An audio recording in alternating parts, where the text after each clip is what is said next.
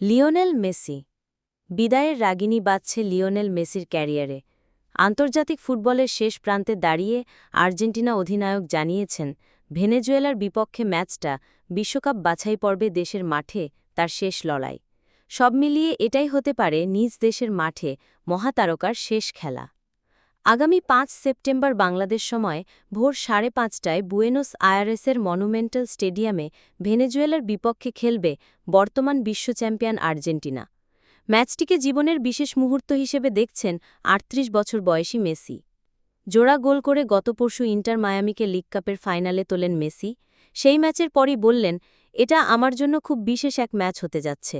জানি না এরপর আর্জেন্টিনায় আর কোনো ম্যাচ হবে কিনা, তাই আমার পরিবার, স্ত্রী, সন্তান, ভাই, বাবা-মা আর স্ত্রীর পুরো পরিবার উপস্থিত থাকবে। আমরা একসঙ্গে উপভোগ করব। এরই মধ্যে ২০২৬ বিশ্বকাপের মূল পর্বে জায়গা নিশ্চিত করেছে আর্জেন্টিনা। সব ঠিক থাকলে সে টুর্নামেন্টেও খেলবেন মেসি, তবে বিশ্বকাপ পরবর্তী ভবিষ্যৎ নিয়ে তিনি এখনই কোনো নিশ্চয়তা দিচ্ছেন না। তবে বয়স ও ফিটনেস সব মিলিয়ে ২০৩০ সালের বাছাই পর্বে তাকে দেখা যাওয়ার সম্ভাবনা কার্যত নেই। ভেনেজুয়েলার পর ১০ সেপ্টেম্বর ইকুয়েডরের মাঠে ২০২৬ বিশ্বকাপ বাছাই পর্বে শেষ ম্যাচ খেলবে তিনবারের বিশ্ব চ্যাম্পিয়নরা।